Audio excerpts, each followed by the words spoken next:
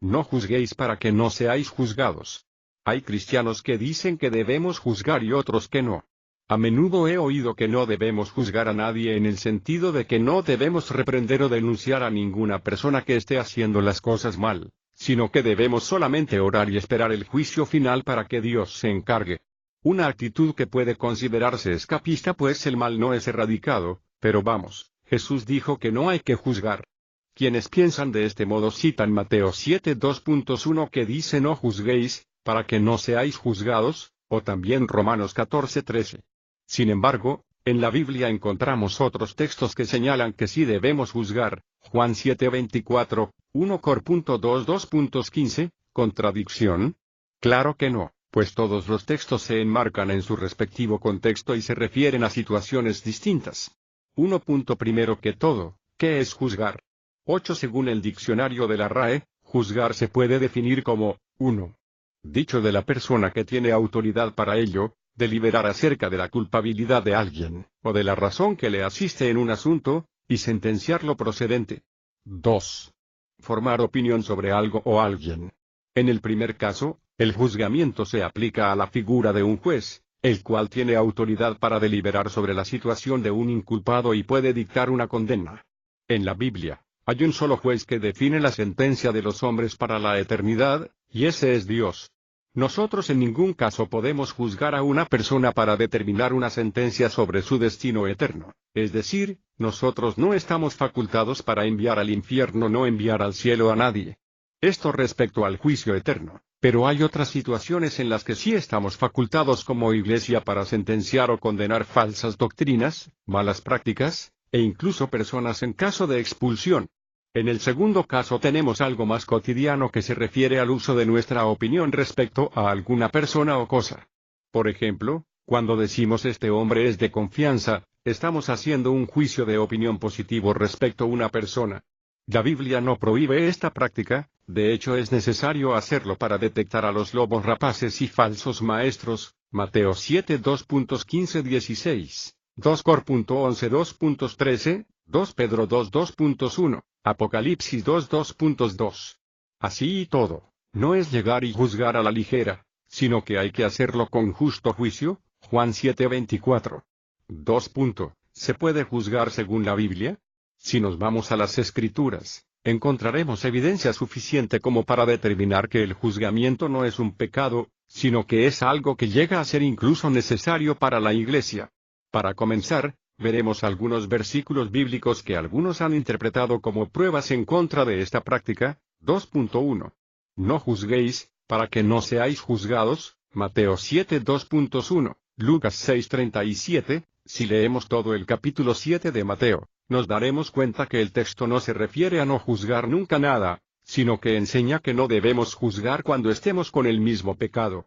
Esto queda claro al leer los versículos 3 al 5. En donde se ilustra esta enseñanza con el ejemplo de la paja en el ojo ajeno, pues el que tiene una viga en su propio ojo no debe juzgar a su hermano que tiene una paja en el suyo. En resumen, este texto nos enseña que no debemos juzgar a otros en caso que seamos culpables del mismo pecado, es decir, con un juicio hipócrita. 2.2.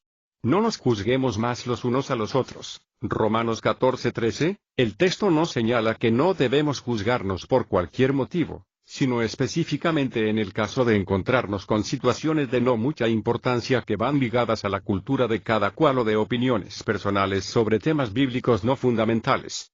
Por ejemplo, se menciona el caso de las comidas, días sagrados, etc., los cuales están sujetos a la conciencia de cada uno de los creyentes, y que por ello ninguno tiene el derecho de juzgar a otro hermano porque no come lo que él cree que se debe comer, o porque no consagra los mismos días que él consagra. Así que, ya no nos juzguemos más los unos a los otros, sino más bien decidid no poner tropiezo u ocasión de caer al hermano. Romanos 14:13. En este tipo de cosas existe libertad de criterio, y por ello no hay juicio que valga para reprender a nadie, sino que la Biblia nos manda a no contender sobre opiniones. Vers. 1. En ningún caso el texto prohíbe juzgar asuntos de mayor trascendencia. 2.3. ¿Quién eres para que juzgues a otro? Santiago 4:2.11-12, para condenar a cualquiera que se atreva a juzgar a otro, Se recurre también a este texto que encontramos en Santiago: hermanos, no murmuréis los unos de los otros. El que murmura del hermano y juzga a su hermano, murmura de la ley y juzga a la ley, pero si tú juzgas a la ley, no eres hacedor de la ley, sino juez. Uno solo es el dador de la ley, que puede salvar y perder, pero tú, ¿quién eres para que juzgues a otro? Santiago 4:2.11-12, si hemos leído bien ambos versículos, nos daremos cuenta que el centro del mensaje se refiere al tema de la murmuración. Cuando alguno murmura de su hermano y lo juzga a sus espaldas, está siendo injusto, y no hace otra cosa que sembrar la duda sobre la reputación de su hermano, sin darle a éste la posibilidad de defenderse. En ese contexto, si juzgamos a otros a espaldas de ellos mismos, y murmuramos, nuestro juicio es injusto. 3. El problema del juzgamiento. El tema del juicio influye en la Iglesia, se practique o no se practique, lo crean lícito o ilícito. Veamos por qué. 3.1.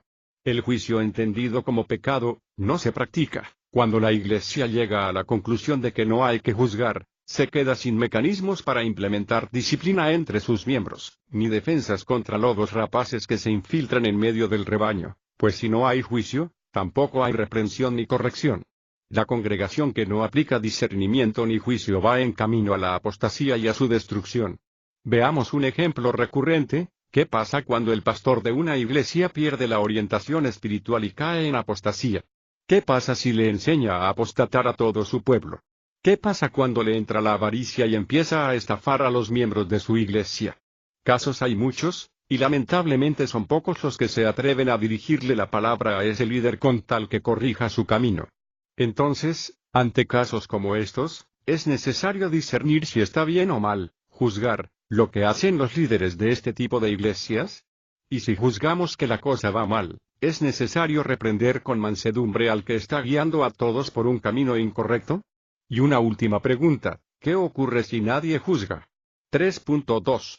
El juicio entendido como lícito y necesario, si se practica. Si nos vamos al otro extremo, podemos ver que hay casos en los cuales se hace un uso desmedido y abusivo de esta facultad, haciendo juicios injustos a la ligera, sin pruebas concretas, por medio de la murmuración.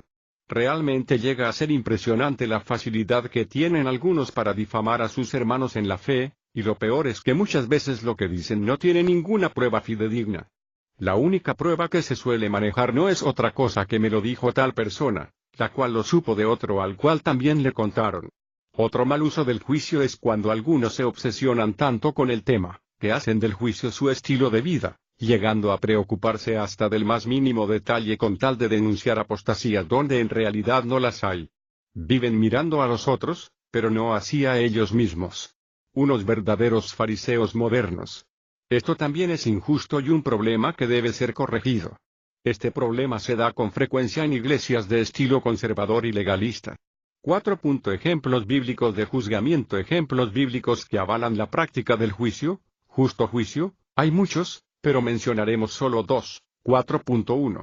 Pablo condena el actuar de Pedro públicamente, pero cuando Pedro vino a Antioquía, le resistí cara a cara, porque era de condenar. Pues antes que viniesen algunos de parte de Jacobo, comía con los gentiles, pero después que vinieron, se retraía y se apartaba, porque tenía miedo de los de la circuncisión. Y en su simulación participaban también los otros judíos, de tal manera que aún Bernabé fue también arrastrado por la hipocresía de ellos.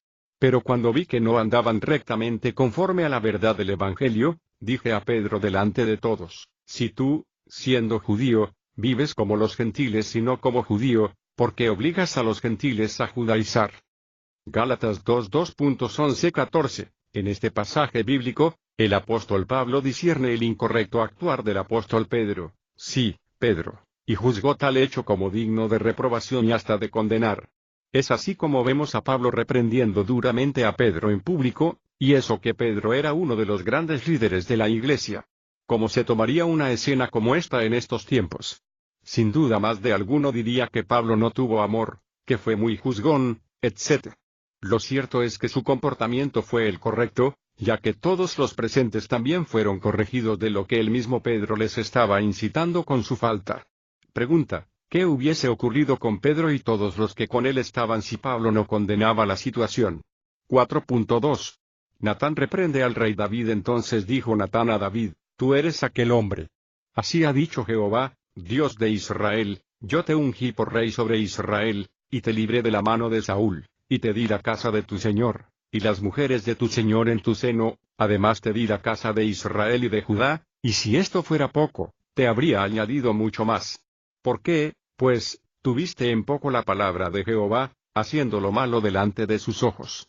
A Urías Eteo heriste a espada, y tomaste por mujer a su mujer, y a él lo mataste con la espada de los hijos de Amón.